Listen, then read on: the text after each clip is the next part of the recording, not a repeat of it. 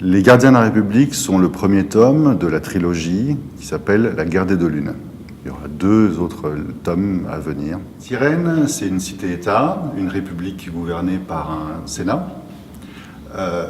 Depuis quelques années, Tyrène s'est lancée dans une grande politique de conquête avec succès.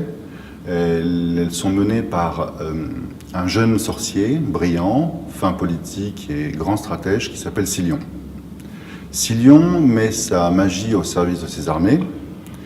Un exemple, il a créé une flotte d'esquives volants qui lui permet d'opérer des raids ou de bombarder les armées adverses. Il a aussi créé des artefacts qui lui permettent de communiquer à distance. Tout ça lui donne un avantage certain dans ses guerres. Mais malgré tous ses succès, une partie du Sénat commence à se méfier de lui, parce qu'il est un petit peu trop couvert de gloire à son goût, et surtout parce qu'il entraîne la République dans des guerres sans fin. Alors, le roman commence sur une nouvelle guerre lancée par Silion, qui est en fait sa dernière, parce que par la loi, il est contraint de quitter le pouvoir quelques semaines plus tard. Elryn participe à cette guerre, il accomplit quelques exploits sur le champ de bataille, et bref, un bel avenir semble s'ouvrir devant lui.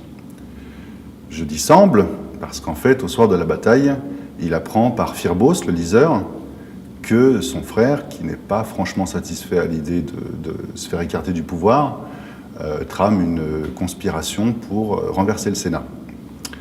Alors Elryn est partagé entre ses liens avec son frère et son devoir. Il va choisir la République plutôt que son frère et se lancer dans une course contre la montre pour rejoindre Tyrène, pour avertir le Sénat de l'attaque qui est dirigée contre lui.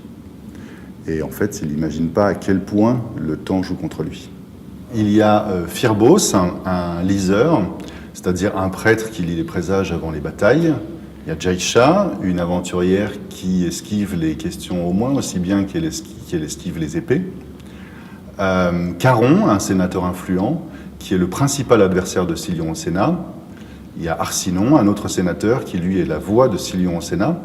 Et enfin, j'en citerai un dernier, Larnéguer, qui n'est pas tyrénien, c'est un prince déchu qui rêve de vengeance. Mes sources d'inspiration, on peut dire qu'il y en a 3. L'histoire, je suis assez passionné d'histoire, notamment de l'Antiquité, Rome, la Grèce, Carthage, le Moyen-Orient. On peut dire aussi que, bien sûr, la littérature et le cinéma m'ont beaucoup influencé. Et puis, en dernier lieu, ma vie, tout simplement, les gens que j'ai rencontrés, les endroits où je suis allé, je suis quelqu'un de curieux, donc je m'intéresse à beaucoup de choses.